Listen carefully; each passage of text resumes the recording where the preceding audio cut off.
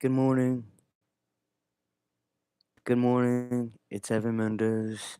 I make these vlogs for myself, and it makes me feel safe and better that I express myself and put it out there on the internet. And I want to make a video. I guess I should have titled it, but I get tired of typing. But I really just wanted to focus on like what was on my mind and where I feel I went wrong and I'm critical of myself because I feel like I want to be a role model for so many at this point. And I know that's a big thing to put on myself, but I really want to do it for myself. Like, I want to lead and be proud of myself, not that I'm not, but some of the things that are coming together for me are very difficult. And as much as I say, okay, well, I can't do everything on my own. I have to inform other people of what's going on. They need information, gather information and details. I feel like that is where I went wrong in my plan.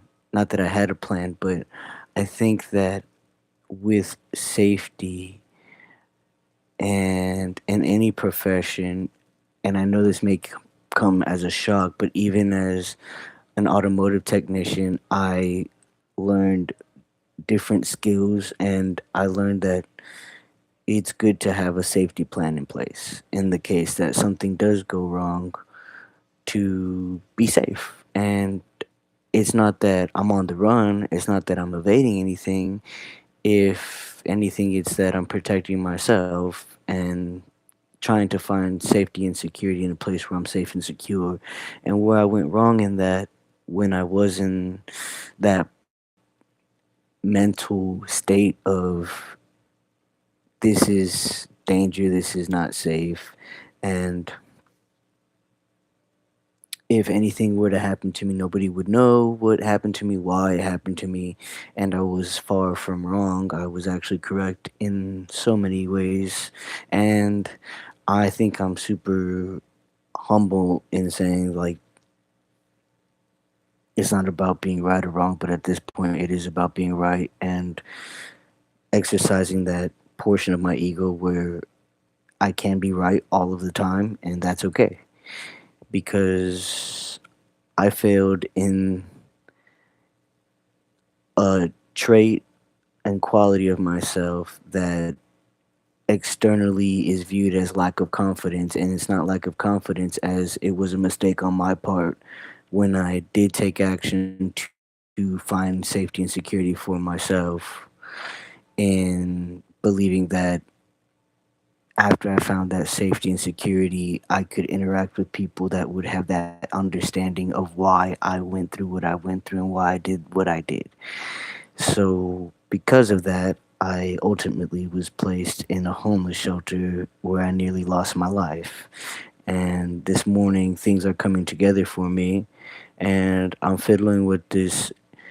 If you're above or anyone, but if me, I'm like, okay, well, there's so much,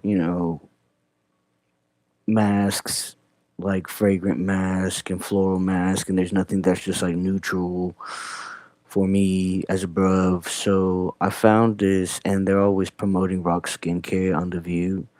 So shout out to Rock Skincare. This was actually like pretty affordable for me, and I'm always balling on a budget.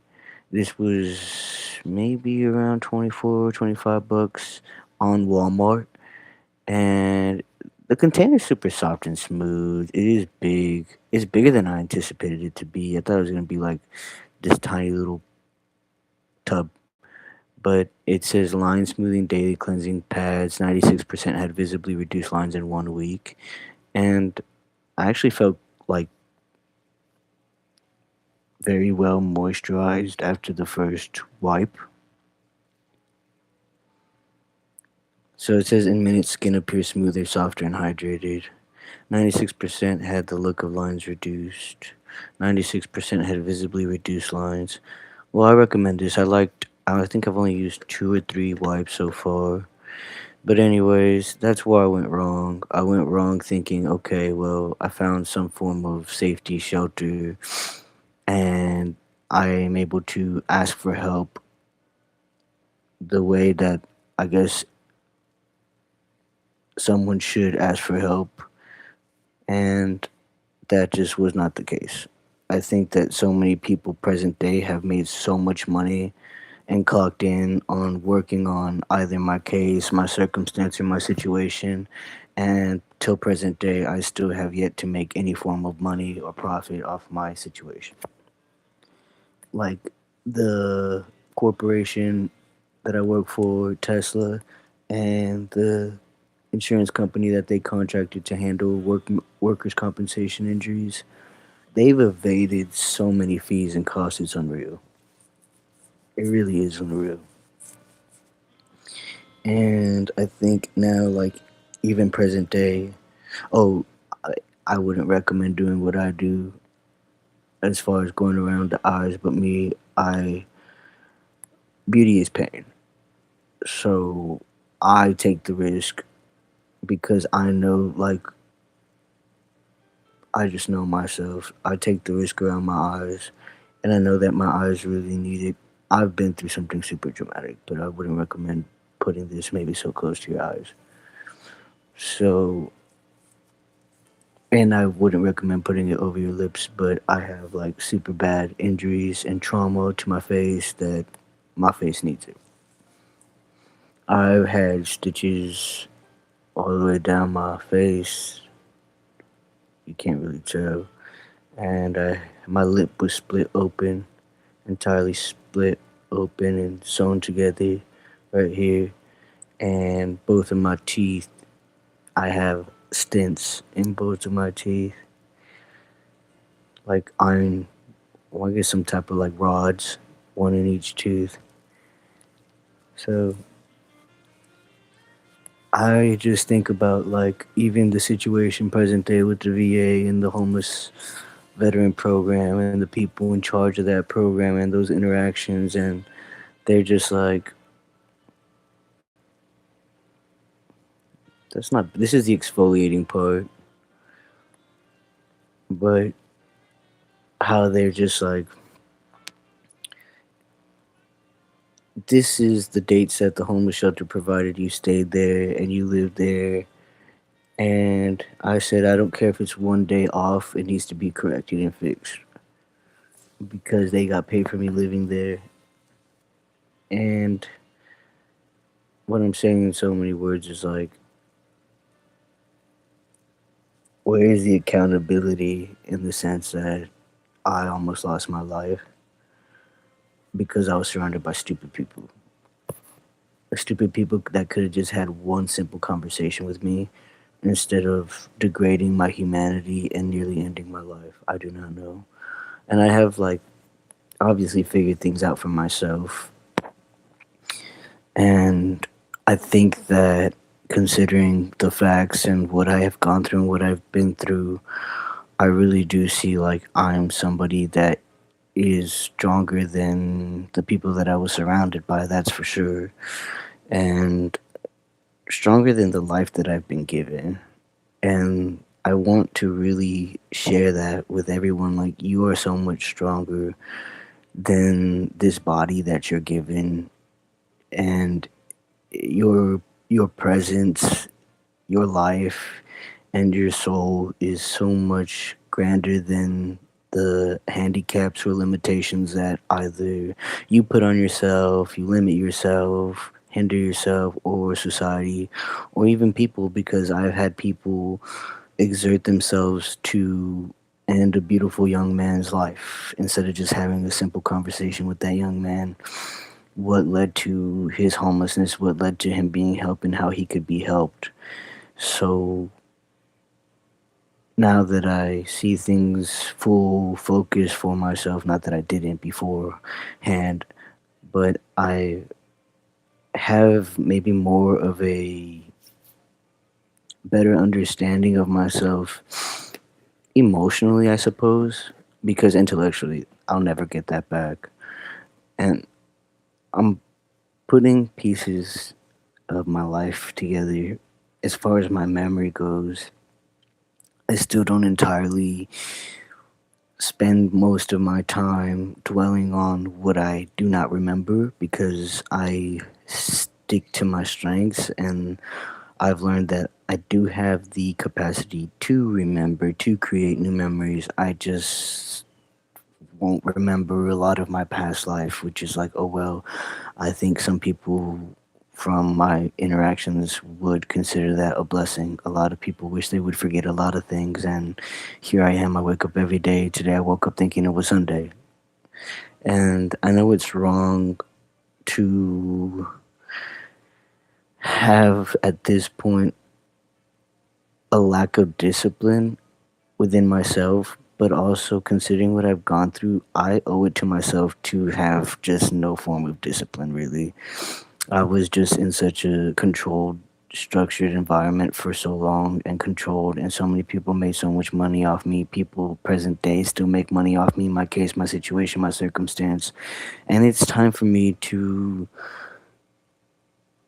I don't want to say monetize, that's awful, but I make money off of get my money. It's time for me to go get money. And it's not make money off my situation, my circumstance, because that's in the past.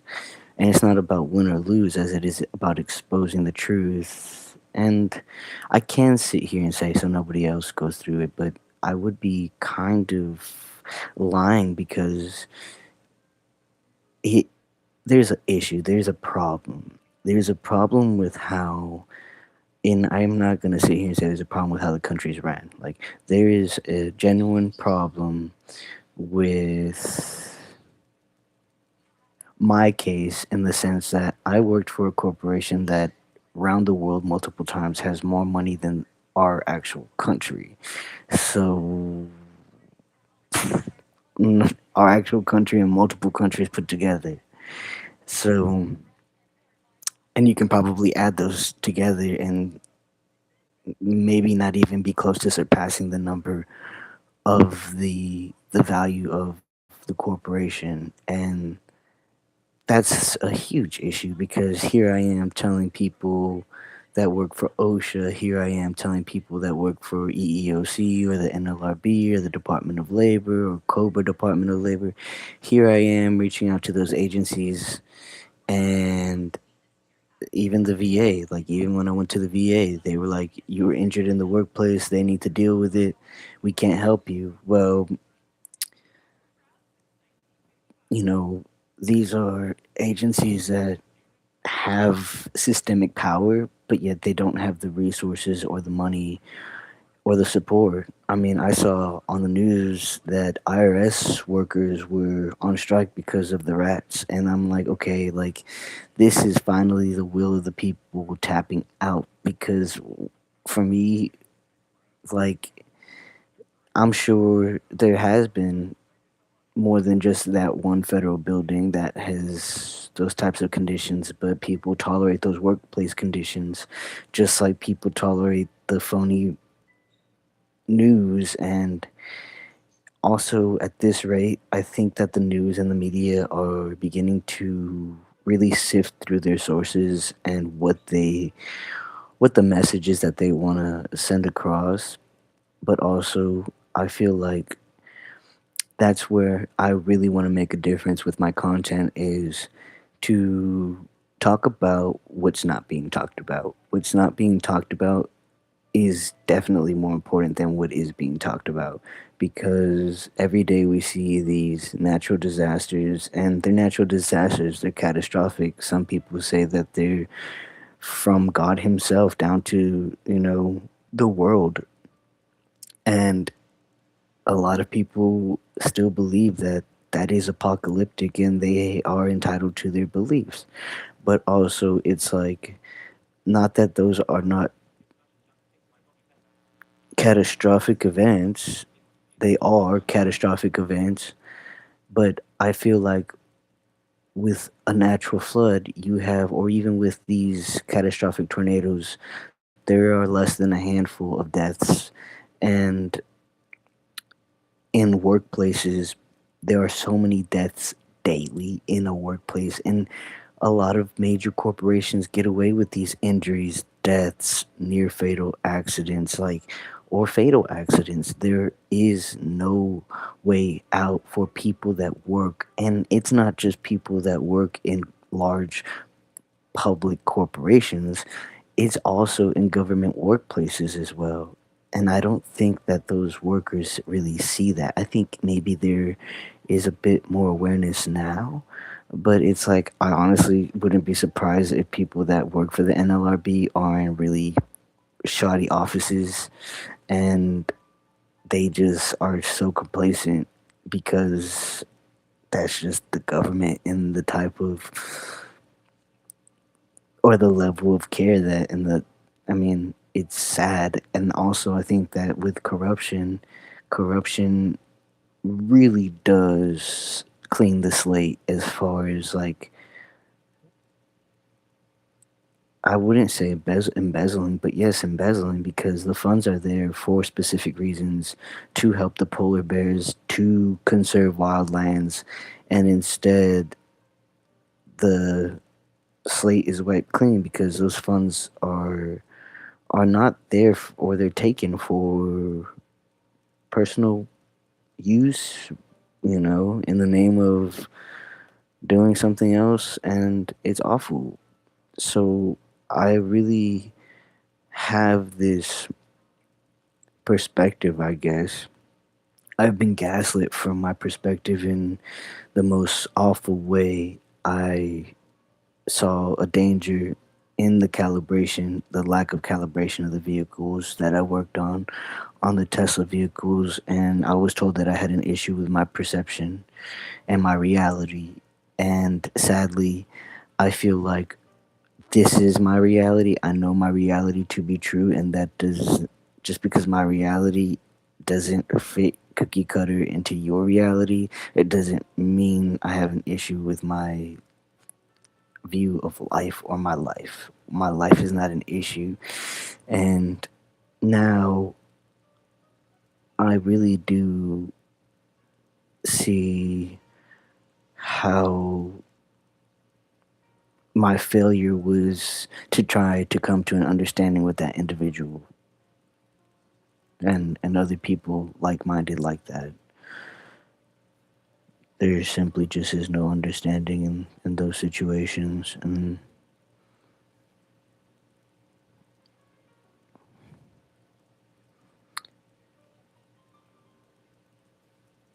I haven't had any breakfast, eaten any breakfast, and I find myself picking up like light housework. I think a lot of it is because I've given up. Like, what's the point when, like I've placed it as of lately, I make more of an impact making my YouTube videos than going through a court system. Like, I haven't even really looked at the dates that the judge sent me to send this paperwork because I have no idea. I think it's just so painful, and I think that it's easier to admit that it is painful than it is to actually process the pain that comes along with it. There's just so much stigma with my identity and who I am and what I've been through that pain is even something that is being dissected in my situation. Like the pain that I'm going through. Is it mental instability? Is it an illness? Is it a personality situation? No. My pain is because I was nearly killed by a 4-ton car. And essentially, had I been lying there dead, permanently dead, that was almost the case, even in the hospital. That is murder, and there's no accountability with whoever attempted to murder me and take my life away and take me from as messed up as some of my relationships are, take me away from these people or this world. And I'm like, okay, well, in the most sincere, sweet way, like, own up to it. fess up to what you did. If you're my baby mama, if you're somebody that loves me, cares about me, if you're a relative, part of my support system or whatever, then fess up to it, own up to it, and you took action in your life to take it upon yourself to end my life. So I feel like I'm not the one who should be bold. I think that I've already surpassed boldness. I think that it's time for someone that's being super cowardice and a coward to be held accountable and put behind bars for life. And I have lost sensation in my hand and a lot of my body. I can't control the spasms that I have. I have spent since 2022 a lot of my mental energy, yes, surviving and finding security and safety, which sadly I have barely since this morning eased into that sense of safety. And even now, there's still a genuine concern for my safety considering the caliber of case that I'm going through. And there's already been people online in the beginning of the situation, Elon fanboys, targeting me. So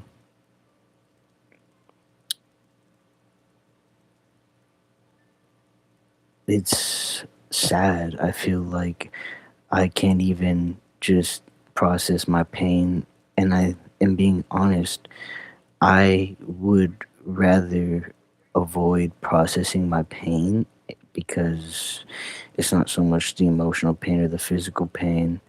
It is or even a spiritual pain. It's just a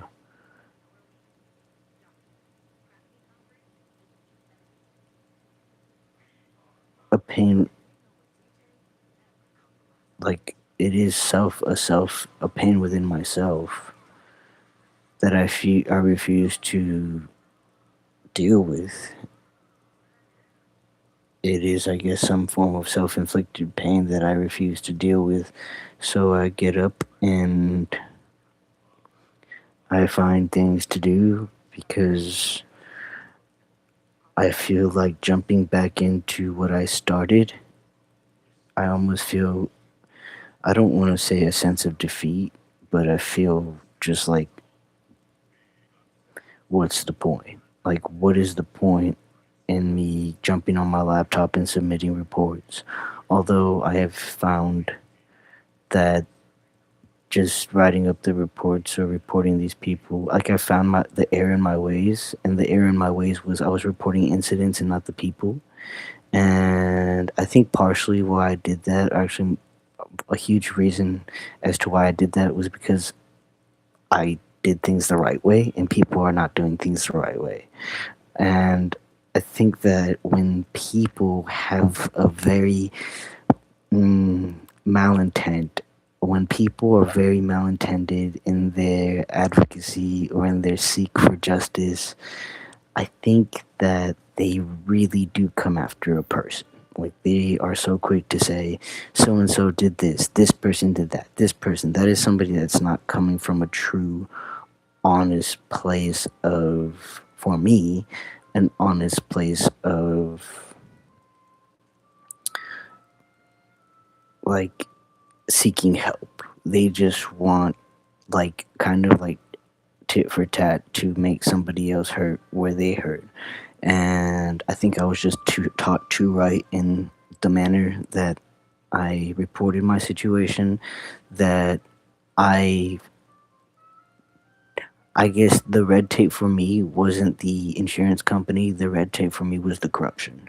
I didn't see the level of corruption that I was going to be up against.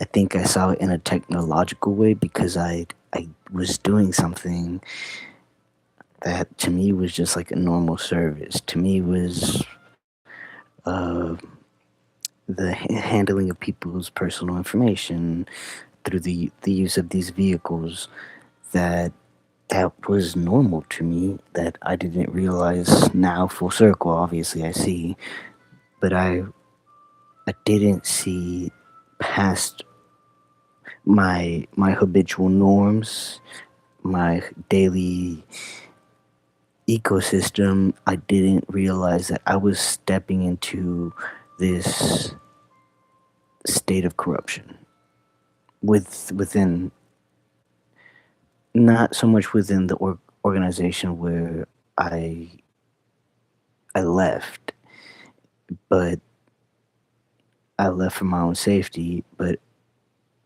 in getting help, in saying, "Hey, this is where I experienced the danger," and coming into another organization that's supposed to be there for help, I didn't see that corruption. And now I'm just like, okay, well, now I see the error in my ways. Now it's like kind of like what they say, when you can't beat them, join them. And it wasn't about winning or beating anyone, but now it's like I just have no tolerance but to just report the people. And I think that in reporting the people that have abused me, violated me, degraded me, nearly ended my life, and reporting these people, obviously I have a huge sense of relief, but I think that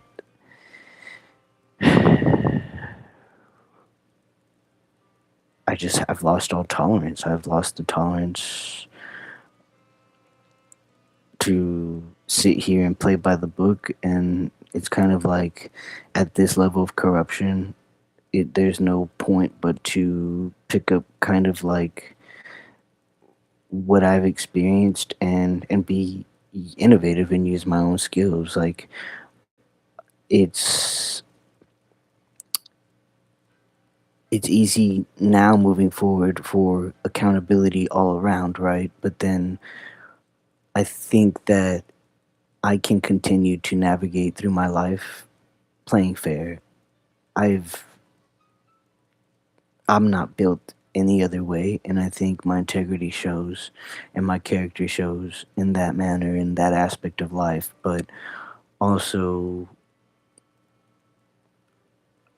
I think that what is a huge downfall for me is overcoming that tactic of and strategy of, right now I'm working on dynamics in my life, and the dynamic is that everybody so far around me in an environmental way, since I've done environmental allergies, I don't think that I found out that I'm allergic to horses. I think I found out that I'm allergic to horseshit. Like, I'm allergic to BS. And it's been BS that people have. I'm sure there are very few, like maybe less than a handful, but I think it's a lot of baloney that a lot of maybe systems have really stepped in to help. And I think it was more pry or probe and poke to so many people's benefit and circumstance and favor. And ultimately, sadly, my situation did fall in a favor and political and financial favor for so many, where I nearly lost my life. And so I can see the downfall for myself and is going to be me getting out of this mental dynamic within how I see and perceive the fairness moving forward, because it's like this accountability is structured in a way to resolve things, but also the truth and facts are that I have already been violated in the process. So where's the fairness in this? Like, the the fairness is that I have to accept and comprehend that these methods, against my own will in so many ways, were already utilized on me, against me, and towards me. And Now, moving forward to this process, I have to have, with all fairness and reason, that mutual understanding, and I don't think I ever will. I don't think that I can have an understanding. I think I can negotiate, compromise, resolve.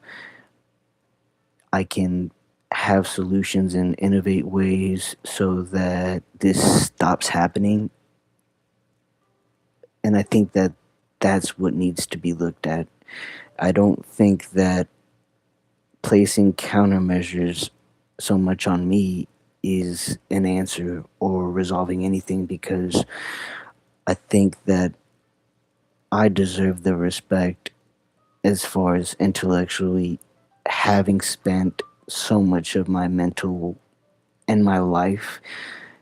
I don't have a social life. I YouTube by myself for 30 minutes. And I use like instrumentals or whatever I find on YouTube's and stuff, because I don't want my content to be flagged. So I just kind of like keep it low volume, and I do everything to share my experience safely online, with being mindful of my own safety. And there's only so many ends that I have, like, and I just, for the first time since 2022, I have just within the past 2 weeks been treated for my pain. Like, imagine being a human that nearly lost their life in the workplace and never getting any form of actual pain relief for almost 5 years. Like, that is beyond torture and torment. I mean, I wasn't even this tortured and tormented, I don't even think, in my military career, and I went through a lot. So,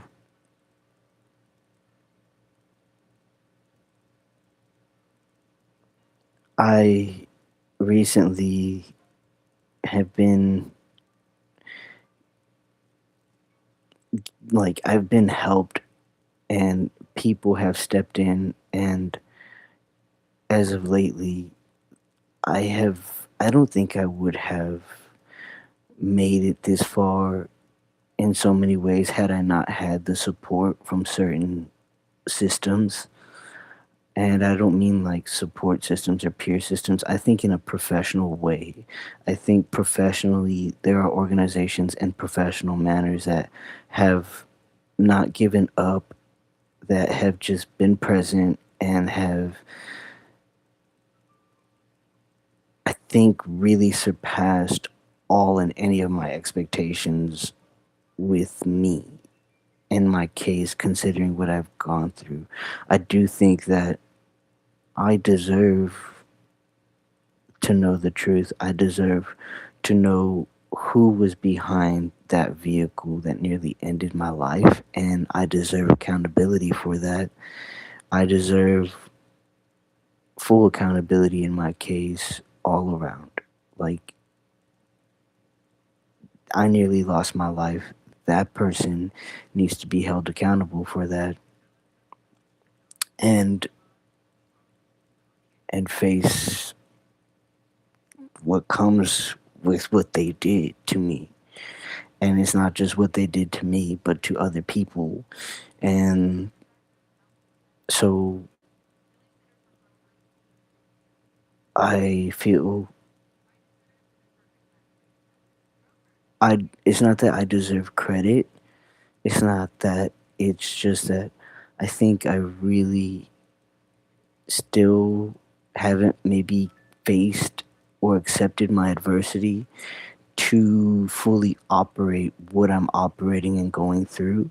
Like, even in my legal situations, I think that there are very, very few people, and that's something that I'm learning in this process. Is, sadly, that's just factually how the world is set up.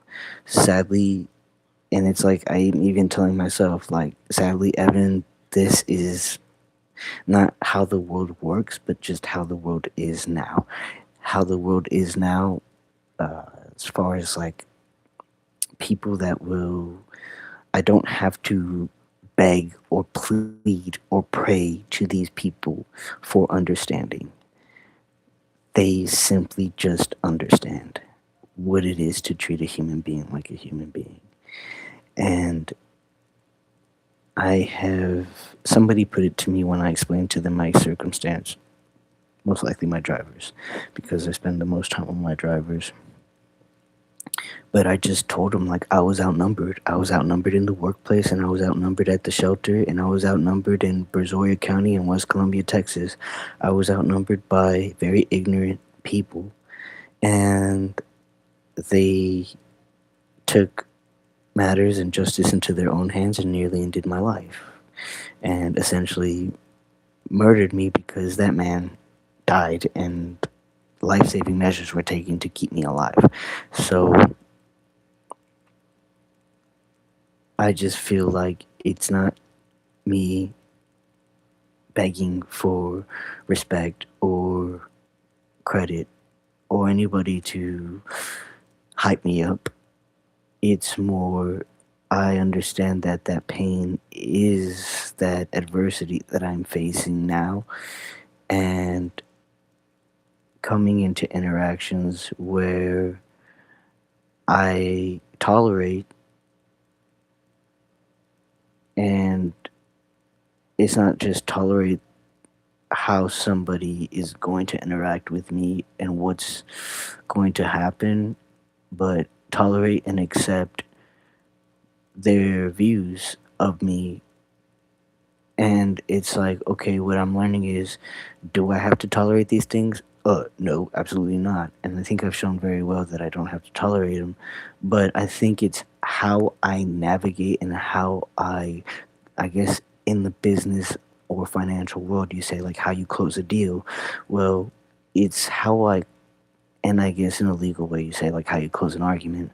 And I think that it's how I close those interactions really says this man is a good man and he values life. And I think that that will really get me, well, it's gotten me far. I can admit that that is my secret sauce, my secret to life is I may not cherish things, but I know their value. And I think I see the value even in the tiniest stuff, junk, garbage, whatever it may be. I think I see value in life, and that gets me far. It's gotten me far. And I think I always saw the value in myself, not to be vain, but yes. And I just don't think that I ever saw the value in those negative interactions with people. There is value in those negative interactions. It may not be felt, absorbed, or feel like such a huge impact, but even in those negative impacts of interactions, that there's value in how what transformation comes about, like what how my story and my trauma is going to transform systems not just here but around the world. That's where I see the value in this situation of the suffering that I've been through. Will I ever have an explanation as to why? No, but in a spiritual way, I know that that's already been taken care of.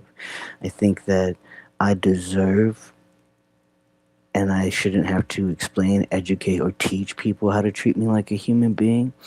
And it's not about being in agreement or mutual or arbitrating, or it's not about that. I think that it's more about will. And I think that so many people want to maybe overanalyze things too much, such as even doctrine. They want to overanalyze translation in literal terms. But I think that if that were the case, then there would not be any form of suspense or climax in any hero, in any patriotism.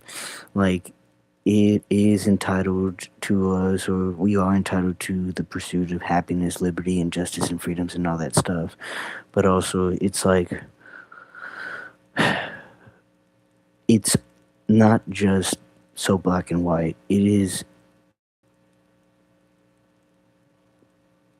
the divine humanity is that's something that is law, but it is also like I think it's really rooted and embedded in somebody's will.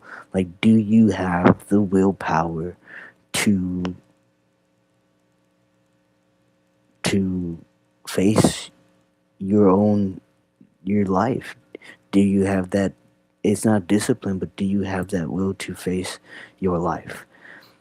I had the will to face my life, and I think that that really did not sit well with so many people because they did not have any will or desire or motivation to face their own lives.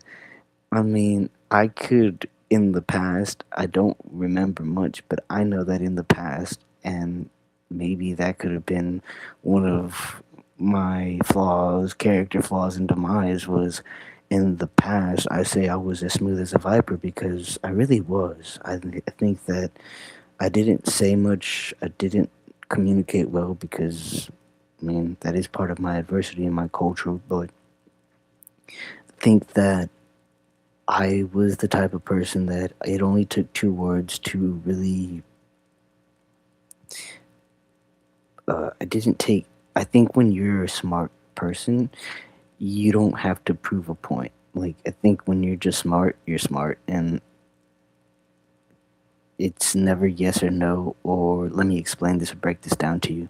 I think somebody that knows that they're intellectual, they don't have to explain anything. And that was where I came from in almost in every single interaction. Like, and I felt that I made this sacrifice, which I did. I sacrificed, and even present day, I made so many sacrifices up in that point in my career. Not to maybe carry myself that way, or not to be a jerk, or as some would put it, be arrogant, but I I earned my career. I mean, I didn't just go and get like a phony online certificate from an accredited college. Like, I worked, I did everything that I could to achieve and obtain a better life for myself. And I learned to really study, have confidence in the things that I knew, show people what I learned and what I know, and not be ashamed to show people my intelligence. I learned to be successful and succeed.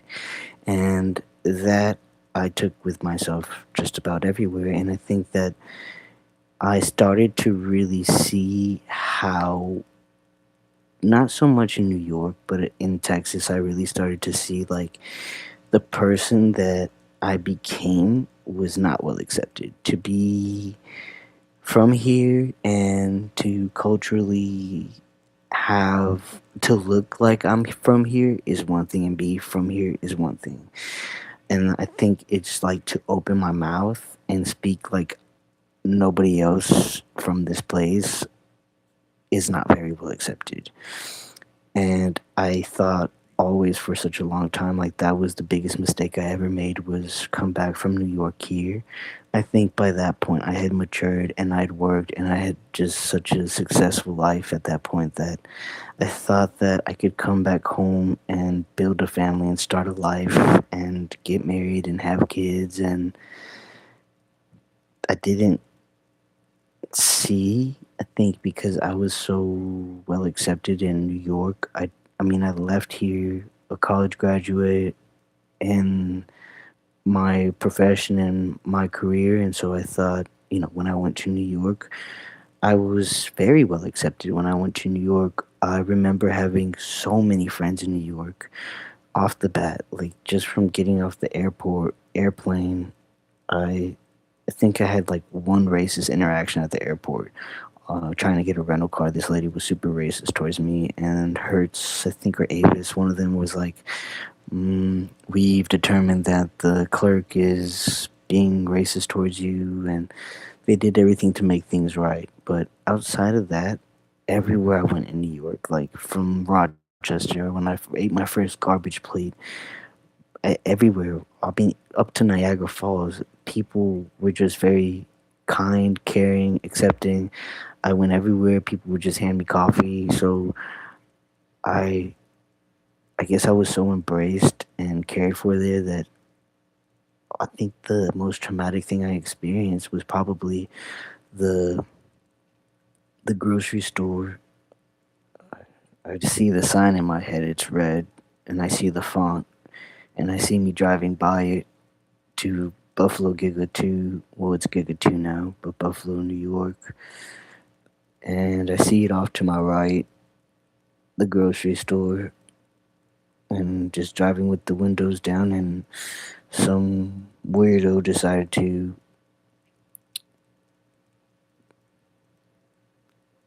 commit a crime in that grocery store, and that was traumatic. It impacted everybody in the community, and it impacted everybody in the company. I remember emails being sent out about the incident, and I believe they started a food drive to help people that went to that grocery store to shop for groceries often. And so when I came to back to Texas, I guess I didn't realize how, I don't know, maybe I had grown so much in just a short period of time. And well, I faced it. I'm here now. So now that I'm here, I think that I can really have a say, and it's not about do you agree, do you disagree. I can agree or disagree with just about anything. I think it's more like it's uh it's the application of things. I think that the application of templates, of forms, of documents, I think the application of how the justice system is structured, it just doesn't apply to me at this point. And it's not that the rules don't apply to me. Of course, the law of the land and the rules apply to me, but the manner in how things are processed, they don't apply to me because I will always see systemic failure. And I think that I really am embracing that quality of myself. Where I see errors, I see myself falling into a role of like, I can actually be a part of this systemic change. Like, I know that this is wrong. I know that this form has not, this form to help victims of crime has not been updated since 2016, or these programs haven't been enforced or audited since 2014. And I think that I'm like in a place where I can see there is a place for me. I was in an ecosystem where people made me feel like I did not deserve to live, and that there was no place for me in an organization, that there was not a role for me, that I had no structure. And it's like if you admit to an individual that you're restructuring, then you are admitting inadvertently that there is destructure. And destructure is basically destruction. And that is how sometimes, no, it is the fact that corporations, just because they have the most advanced techniques and innovative solutions to, or anti corruption policies or countermeasures, that does not make things right. It doesn't at all. And I feel that, I feel that. I really do feel it. I feel that anti corruption, it is beyond the general comprehension of deception. It is beyond what a human, a layperson has no grasp on what that can be. They have no sense of betrayal. They have no sense of. They have always known disorganization. I think that when somebody like me flourished and thrived in being accepted into a world that's that top tier organized, that is the greatest. If you want to call me a tool at this point, sure. Yes, that is the greatest tool to corruption. Is an individual that has, as I put it, gone through the ringer and has. I think that was my greatest suffering. The comprehension of accepting and knowing what I was going through is beyond painful. When I like when I see photos and footages of people that have gone through similar circumstances, they don't survive them. And also, a lot of the times, I have seen people go through the exact same circumstance, being run over by a car, and they authentically are blindsided. Like, they have no idea that this is about to happen to them. I had the full comprehension understanding that this was happening to me. So that is the most painful thing that anybody can go through. And it wasn't just the accident, both times in the workplace and after. It was the entire process, like even now. But today, I can sit here for an hour and talk about it and not be defeated or complacent or comfortable and not say like, oh, I have this motivation, I'm motivated to help myself, I'm motivated to help others, or even the discipline. It's like I have the true will to pursue these things, to see these things through. you know I think that, so much there has been so many stigmas associated with me, my pain, my being, my identity. I love the chase. I love to pursue women. Like, no, I have combated with the feelings that I've had for the women that I fell in love with. The most recent two women that I fell in love with. Like, I did not expect those two interactions to have such an overwhelming impact on me. And for days, months, now years, I pray because I'm like, I can only imagine what they have gone through with me having expressed my feelings, shared my feelings, and then also me nearly losing my life multiple times. Like, the man that loved them, that fell in love with them, he's dead. Like, that man's gone. He died. And this man now, it's not that I don't want to show face, it's that I, I love them and I respect them, and I just truly want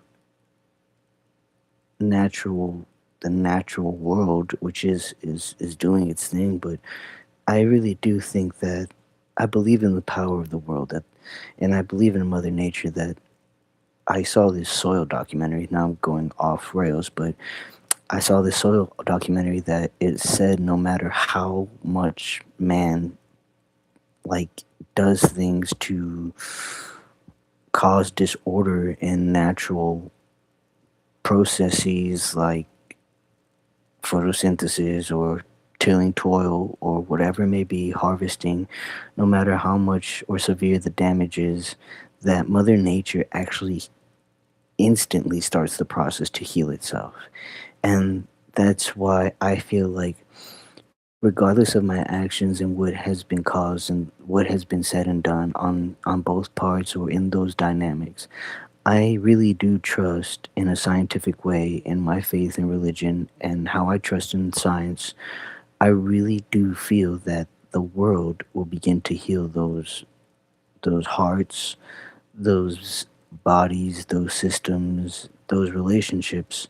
And that doesn't mean like don't be present at all whatsoever. I'm pretty sure that I've only made matters worse by like not being present at all. But I hope that with my internet presence, with my social presence on the internet, that begins to reflect and show and transpire. Maybe I don't know. Maybe transform those interactions and like I don't have it all together. I'm wearing a my stomach's growling and that's not I mean, it's not a common thing for me, but I think it's everything that I've been processing and that I have been able to process because I've had such relief of pain the past 2 weeks, an immense relief of pain in the past 2 weeks. And like my stomach is actually able to tell me that it's hungry. Like that is not normal for me. I mean, I think it's normal for everybody every day, but for me, it's not a normal thing. And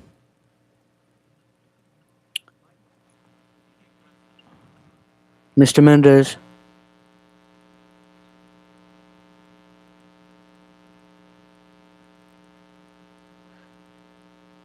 yes,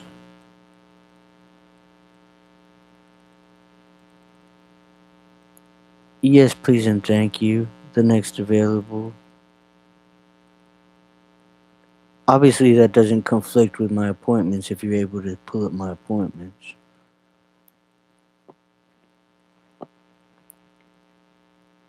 This Tuesday, the 23rd. Let me check my calendar. Are you able to see my appointments? Because I think I see Allergy VA on my thing, on my calendar. It says Allergy VA.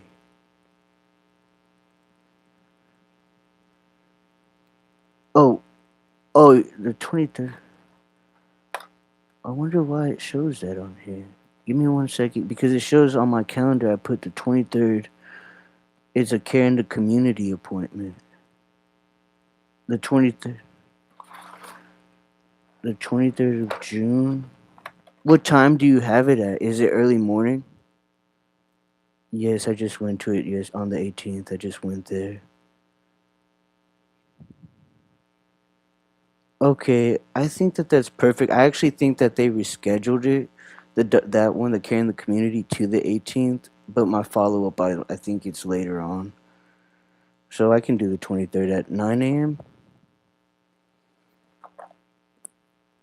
9:30. Let me write this down. I'm sorry. 9:30. Okay. I just got to call transportation, and they don't open till Monday to let them know wheelchair transport to take me there.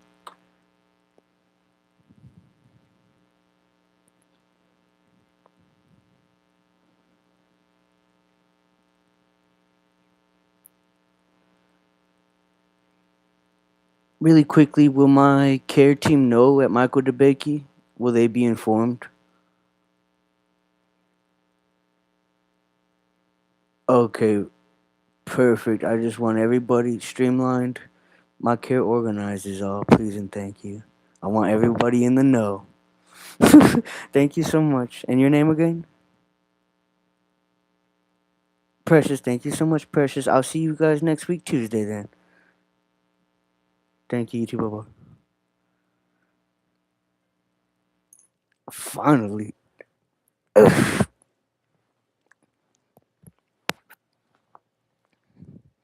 Anyways, I just got my care transfer to KDVA, which is a good thing because it's closer and it'll spare me to ride all the way out there. But also, it's not so much that it's closer. My concern with my care being transferred is Like all that's going to happen anyways is that I'll be sent. What's happened in the past is all they've ever done is just send me to regional, regional, regional. They just send me to Houston. So I don't know. It's like I'll stay positive and hopefully now that my care in the community shows up in the system now, hopefully like now it'll be a bit more organized, and if there's something KDVA can't handle, hopefully now they'll organize the care in the community and not just send me to Michael DeBakey every time for everything. Hopefully now they'll just be like, we don't have this here, but we can do care in the community. Instead of every time in the past, they would just send me to Michael DeBakey, which is what happened the first time, which is why I ended up in the homeless shelter. So, anyways, well, I guess I'll just like finish off wiping off with. So this is, I guess, the polishing side. I really like these wipes. And I have homework.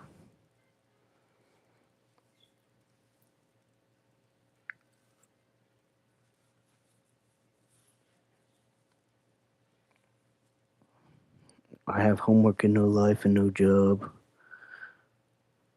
I'm gonna do my best to like not avoid my pain by going out and raking leaves and doing yard work. I think that I'm going to eat. I'm going to clean my space, my area, and jump online and just be hopeful that now that there's I mean, I don't know who watches my content, but I'm just like, whoa. Like, I mean, do I have like I see some people. I don't know if because a lot of people. I feel like I'm doing a good job because a lot of people they spend money on promoting their videos. Like they spend money promoting and budget. They budget and spend all this money on their videos. I just feel bad for like if I ever make a movie, I feel bad for whoever sifts through all this footage of me. I don't know. I hope I have like a real Stan fanboy, but not like hey Stan like that type of stuff. So I don't know. Well, one day somebody's gonna have to sift through this footage and put the receipts together. It's not gonna be me, that's for sure. I just feel like okay, well, I can really enforce no one taking advantage of. I think okay, I've already been taken advantage of, but I think to really I think there is a distinction between exploitation and extortion. The extortion is a cakewalk. The exploitation is a cakewalk compared to the extortion I've already faced. So the exploitation for me is like I should control or have a say in like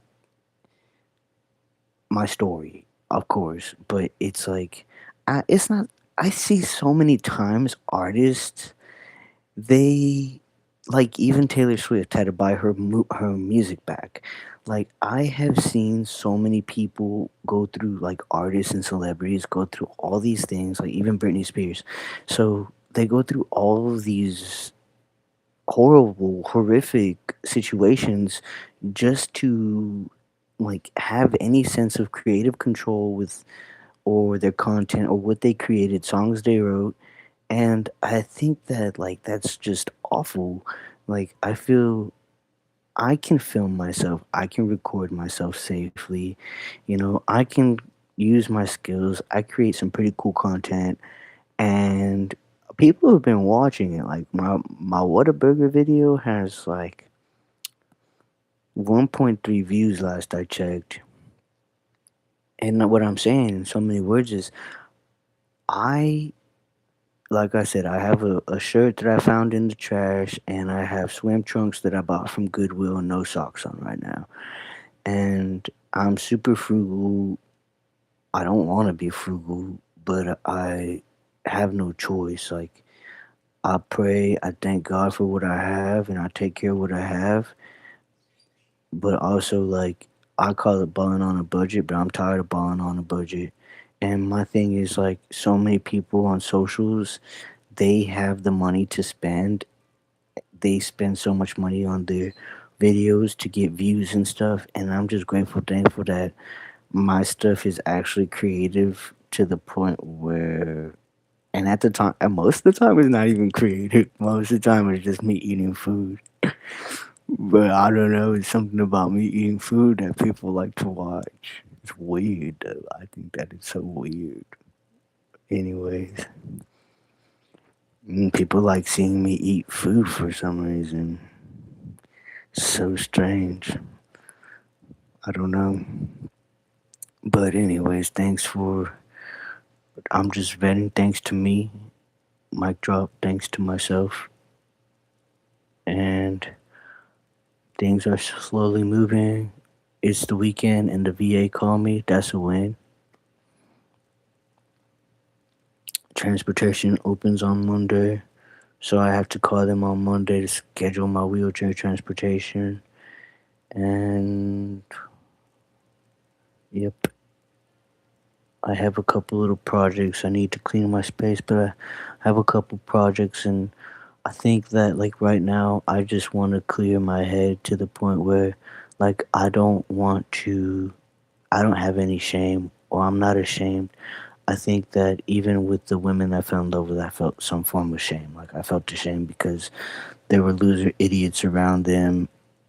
One of them that made me feel uncomfortable, you know, and I learned that that insecurity has nothing to do with me.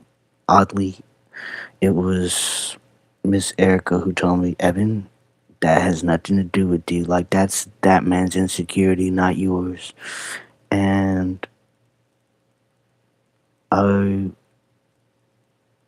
I think I find myself in that place now, like, where I think there's a form of pain within me, and facing my adversity is like, it's not my insecurity, that's everybody else's insecurity. Like, that is these women that I've fallen in love with, that's their insecurities of losing their job security, that's their insecurities of whatever it is they feel they are tainting or having to, what's the word,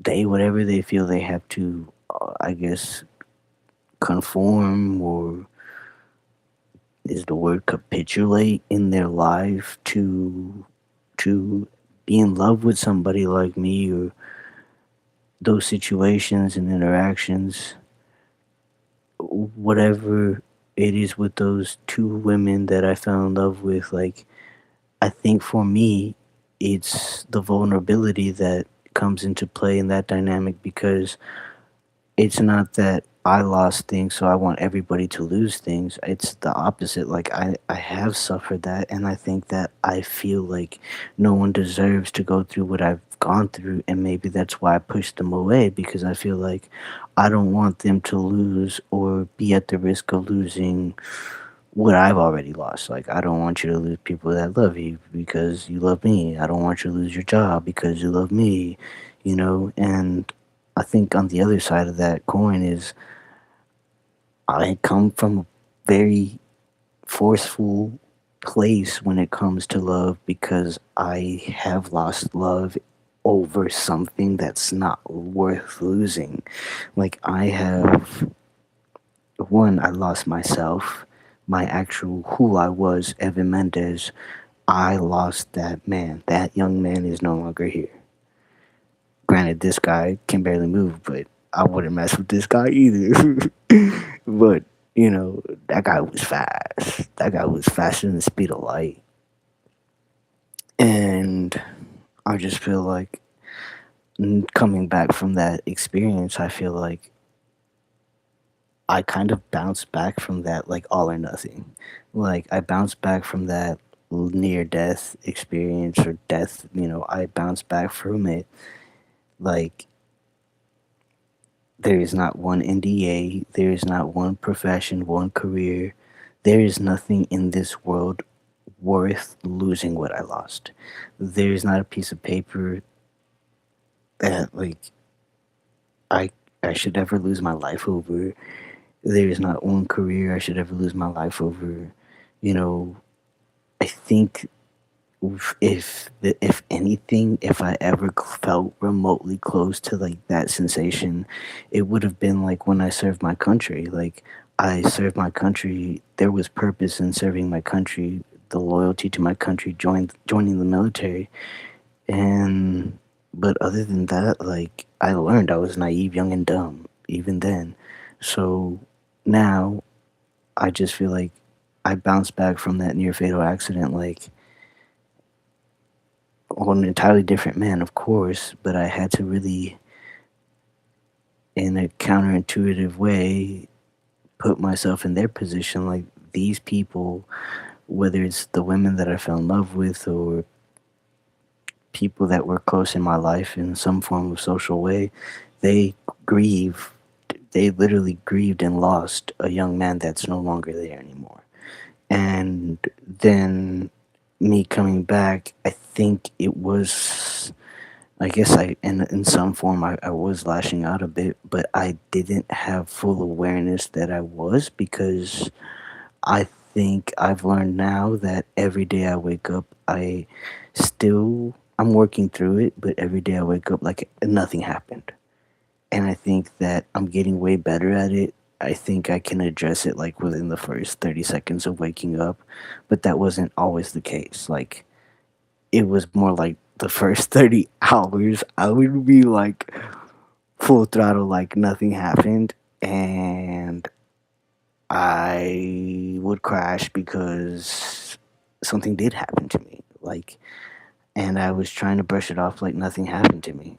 And over and over and over, it was a vicious cycle of like, go, go, go, go, go, but I can't go anymore. And now I'm like, okay, I find innovative ways to move around, and I've gotten so much help, like mental health help and PT physical help and OT help. I've been taught so many unique creative ways, and on top of like what people show me and my experiences, I've also used social media as a good tool. I have used like TikTok to find ways to transfer in and out my wheelchair to other things. And like sometimes people are like, "Oh, that's neat." Like, "Oh, that's a cool transfer," or something like that. And I'm like, "Yeah, well, I learned that on TikTok, like watching TikTok because I got so frustrated with like not being shown, because I have able-bodied people teaching me how to move in and out of a wheelchair. And I was like, this is not working out for me. So I went to TikTok and I put it in my phone and I saw this guy and he has partial paraplegia too. And he's like, this is how I transferred from my wheelchair to my gym equipment. And I was like, whoa, no one's ever taught me that before. And I started doing that. I started putting my fist down and moving, and I was like, this is so much better. Granted, I can't feel this anyway, so I think it just helped me. I was like, okay, make a fist, push down, and move. But anyways, I'll do better at facing the pain that I have. I guess the emotional pain, the anguish. I mean, it really is anguish. I think, depression is easier to face than anguish is because with anguish, as much clarity as you have into your situation and as much acceptance as you have, the real anguish lies in a really core, like it is in the core of your being, that anguish of comprehending what all I have lived in a negative way. The negative experience that was lived, the negative experience that I survived, the anguish that came with that is something that I think I have not yet faced. And I can say, like, no one should ever have to face that anguish. For days, I would talk in ways that I felt like kind of took me aback. Like, I was like, now I understand why people opt in not to come back. Like, now I understand why people in their preparations they choose not to come back, because I thank God that I no longer think that way. I thank God that He made a way for me to walk, talk, and speak and eat again. But there were many days where I started to understand, like, this is why people would prefer to have things. Actually, I think that's why a lot of people, I think the majority of people opt in just to leave peacefully. And it's God's will, more importantly, over my will. But I have to, you know, I have to be commanded by His will and in His will only. And I know that there's only one way for me to to be drawn into His will is to pray and to heal for myself, because I am still in the world, and as they say, in it but not of it. But I'm in it, and I'm in it to win it. But also I've learned that it's about more than just the win. It really is more than the win. It's more than the exposure. It's it's more than justice or liberty or freedom, and it's really, for me, it's about me. This is not about the win. This is about me, and this is about me seeing that people have supported me to come to this enlightenment, this epiphany of, once you achieve that, is this is about you. This is about me. That puts you in a place. I think they call it the Maslow triangle, whatever that is. That puts you in a place to turn things around in the world, so that other people can view themselves in that same light. Like, you you are powerful. I read that off a Clorox bottle. But yes, you are powerful.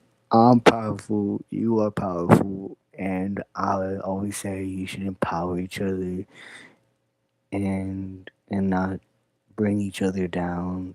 I think that I always come from a place where, like, you know, the problem should be the problem should be that the VA costs me too much.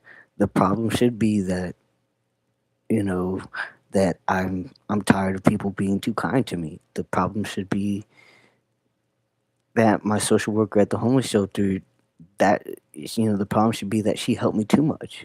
The not that she didn't help me enough. The problem should be that, you know, I own too many houses. The problem should be that I own too many cars, even though I can't drive them. The problem should be, like, these should be the problems. Like, I feel like, where so many people feel like anti-vax, like, no, the problem should be, sure, anti-vaxxers. Like, the problem should be that we are over vaccinated to the point where anti-vaxxers populate. Cool, whatever. But that should be the problem. The problem should be that we over vaccinate. The problem should be that we overspray for mosquitoes and overspray for flies. The problems should be that we overdo things, not that we underdo things, to prevent, but and it's just weird to me, like, how the president has money for this phony UFC fight. And my thing is, I have lived a life where things just because of who my family, people in my family or whatever, like I think that what makes you a great fighter is your life experiences and what led you to fight. And I saw this old episode of Touched by an Angel this morning, and it it showed like I guess like a skit or a snip of like Muhammad Ali, and I remember hearing like footage, old footage, archival video of Muhammad Ali, and the guy that was interviewing him was like, "Muhammad, you are the greatest world champion of the world. Like you're the greatest fighter of all time. Why would you put down the gloves to do anything else?" And he said, "I could pick up my fist and end a life. Like I could pick up my fist and punch and take a life out, or I can use my words and save a life." And that is real power. That's power beyond a punch. And it's like, why am I gonna pick up gloves? Like, why am I gonna, fight and fight the fight or fight any fight and when I can use my words? But also in this Touched by an Angel episode, Muhammad's message was it's not about fighting the fight, it's about what you fight for and how you determine what it is you fight for. And ultimately, the little boy, Tim, he is tired. Like, he's being bullied, and the guys that bully him, they meet him at the ring, and he wins the match. And then that's when the angels come out, and the angel comes out with Muhammad to bring Tim a message, and the message was, you know, fight for your family, and like your family is what you fight for, but also never forget the message. And I think for me, the message was this little boy, his life experiences, and those kids ganging up on him, he wouldn't realize that he was a great boxer. He was a great fighter. That he won. He won that fight. As messed up and messy as it was, he won that fight, and he won the fight. And then somebody showed up. A character showed up to pull him off the guys, and then these angels showed up, and I can relate because like I've been in a situation where that little boy was in, where you're in a situation where you're outnumbered, and this bully, he's so big, nobody's ever defeated him before. He's not anybody to be messed with, and but you're kind of like keeping all this inside, and you go home and you deal with a person that's a messed up, destructive, broken family, and you're still trying to survive. And for me, the message was like what I'm trying to say in so many words is he Timothy was a great fighter, and any angel could have appeared to him, but Muhammad Ali appeared, the angel in the presence of the greatest fighter of all time. And I think that's what we manifest. We manifest who we are, what we are around us. Like he was able to summon Muhammad Ali because, and it was just how that's just the spirit. Like in a spiritual way, that is God's presence. God will, for me, God has manifested in my life the right people and the right angels and the right guidance in my life to bring me to this point. And had I not been good at what I was good at, then these people would not have these people with certain discipleship, certain skill sets, certain disciplines. They would not be in my corner of the ring in some way. And the the true message, he said, Muhammad said, Remember this message. Remember this. Remember the message. The message is for me was what led Timothy, what led Timothy, the message was what led to the message, like what led to the presence of that message being delivered, and was that experience of everything that accumulated for Timothy to fight, like everything that, all that rummaged up within Timothy to fight. That was the message. That is what summoned that angel. It was everything within him that brought down that message. And that is what you remember. And that's kind of like, for me, that is God. Like, remember God is already here. And remember that message. Remember that God's message, he's the one that delivers us. And remember that we don't deliver ourselves. We've already been delivered through his word. So that's like, for me, understanding everything that led to this moment. Like, remember that. And I have been falling into that song Remember Me by that Encanto movie, Remember Me, because I guess I've just been really um, emotional when it comes to those relationships. Like, I know that these women remember me, but it's not me anymore. And now I have really grown into who I am now. I'm still Evan Mendes. I was always Evan Mendes, but I have just stopped holding myself back because of what I don't remember, and started moving towards creating new memories and creating new interactions, new social interactions, a new life for myself, and remembering that message for myself of everything that led to this moment.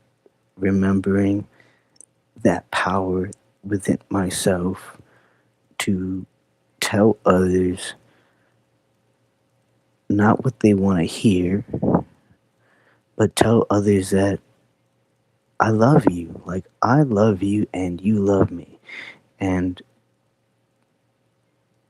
sometimes that love's not reciprocated, that's fine. Or just share that love and that positivity. Like, hey, you don't love me, that's fine, but there can still be positive outcomes. And, well, let's see where the world takes me. I have all this stuff festered up in my head and in my body.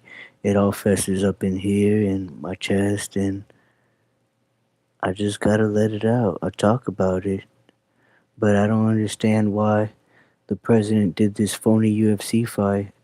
Or what are you presenting to the world? That these are great fighters? Real fighters don't have to overexert themselves. Real fighters don't have to degrade somebody's being, humanity, and say that they are something that they're not. Or, real fighters do what Muhammad did. Muhammad fought with his words, and he never said anything naughty, negative, disgusting like that. I mean, I'm sure he did. There's one series where he jokes around, one interview where he jokes around about music and stuff, but Muhammad never carried himself that way.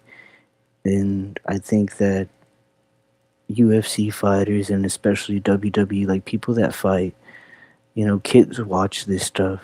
And I know I'm veering off into my own opinions about other things, but my thing is like, when I hear stuff like, oh, 16-year-olds are no longer going to be on the internet anymore, it almost made me feel like the first thought that came to my mind was like,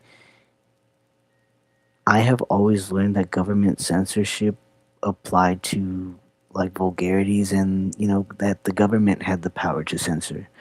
But my thing is like I almost feel like when you are banning teenagers from the internet like that entirely, you are censoring their freedoms. Like you're censoring their abilities to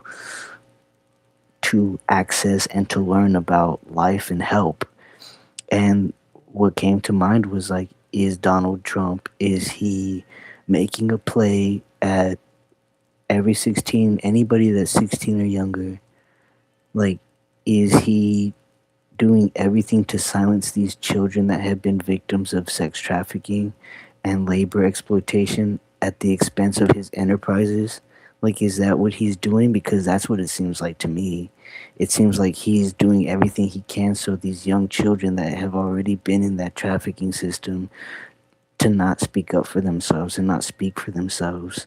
Like, a lot of these children, they are, when they escape these rings, they all they know is whoever it is that groomed them, and most of those times, not saying all of the times because I've been in the most luxurious portions of that, but most of the time they're in the streets, and their only way to access help is through cell phones. I think there was one case with the kids that were handcuffed in the basement, and think that the little girl ended up using cell phone and taking pictures of her sister, and when she finally escaped to get help, she showed the police officer like, this is my sister, this is the conditions that they're in.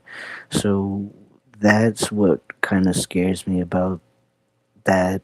And not that I care about stuff like that, but to me it almost seems like a ploy, like a tactic to, like, his son is a teenager and he saw some girl on FaceTime. He doesn't censor his child. He never has censored his child off the internet. And his son saw some girl being assaulted on FaceTime and he called 911 and supposedly did all this stuff. And it's like, so you're going to strip that away from all American children, the right to operate and navigate on the internet? Like, we have made it this far, America. I mean, first of all, I don't have children, but I feel like we, at what point as innovators, and that's why, like, what was I watching? I was watching something. Maybe it was in my TikTok feed. Oh, yes, I was watching all the Oprah's Instagram. So I was on Oprah's Instagram, and there were all these people, like this one guy saying that AI told him to call the government, and AI told him that all these things, that there was this emergency and all this stuff, right? And I'm like, okay, well, clearly the guy had problems, but this is a grown adult man. I mean, I'm not taking away from him, whatever. He went through it. But I feel like there were other people in that, on that profile, like other videos and snippets about people chiming in about AI and what AI is doing. And I honestly feel like, if you, I have lived this life of creating softwares, AIs, and all these things. I feel like if you do not know baseline, like if you don't know basic code, then you should not speak. If you're not very well experienced in these software systems, then you should not speak on what it poses a risk and what doesn't pose a risk. Because I have seen amazing things. I have known amazing people that I would sit with them on lunch break. I've just met and interacted with amazing people that would start on C plus, like Python, and would just build amazing apps and stuff like that, and get a understanding and how those concepts, those basic software concepts turn into like these amazing projects.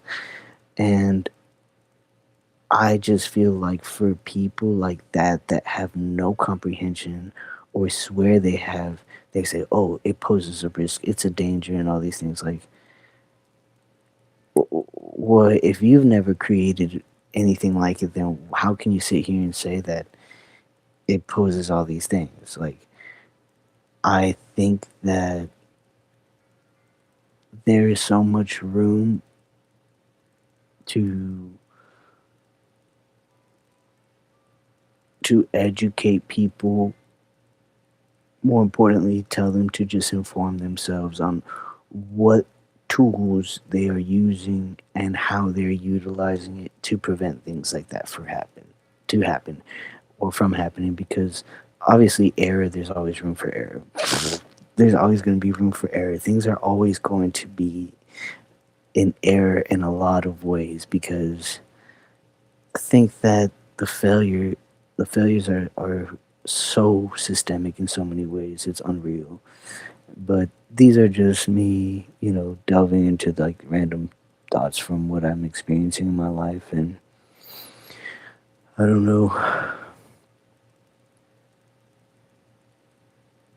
this is going to be hard. This is going to be a day where I don't take off into the front yard and start, this is going to be a day where I actually sit down and see where this takes me. Like, am I going to have this mentality of like, well, nothing happens anyway? Or am I really going to sadly Scooby Doo this for myself? Because that's what it's come down to. It's come down to me Scooby doing this thing for myself and not being afraid to talk. And not every moment is promised, but also like with censorship, I can understand it to a degree, but I feel like that's the whole point, is to create safe spaces to teach children to build robots, to innovate, to create. And how can they do that if you censor them entirely from the use of the internet? I mean, I don't understand that. Like, I think that there are ways to monitor their use.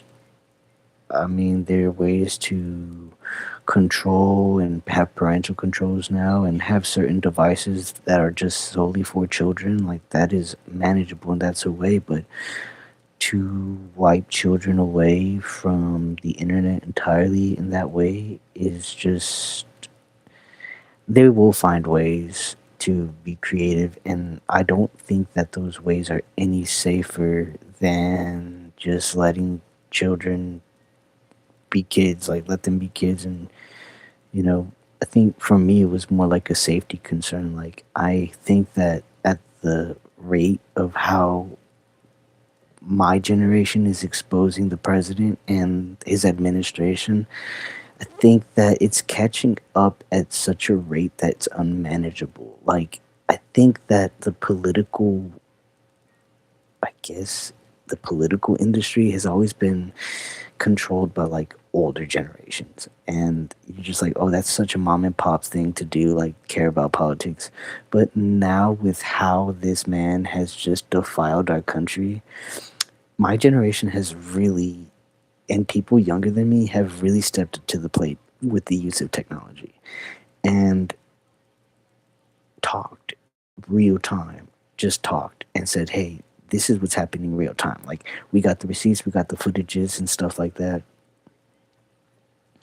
And I think at that rate, I think there's going to be a huge change soon in the way things are. And I just hope to be positive and unite people regardless of our opinions and be positive. And that really does start with me. It starts with me organizing my life and seeing what comes from that. So, peace out. Thanks.